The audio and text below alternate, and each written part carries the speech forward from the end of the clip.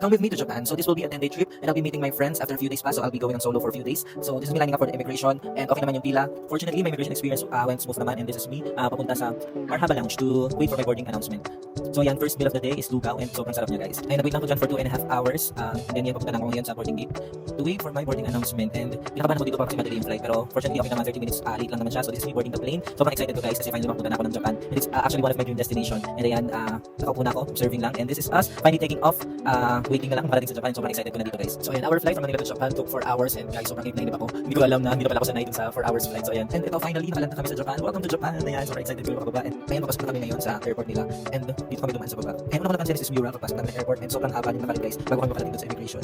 And one thing that I've noticed is sobrang linis ng airport nila guys and sobrang organized. And ayan, after all the airport procedures makina ko dito sa airport express train nila to go to Nagoya station. This is the fastest way to go to Nagoya city proper because it only took me 30 minutes to reach the city proper. And actually after this train ride naligaw na ako sa subway nila because wala nga pala akong internet and it took me 2 hours to reach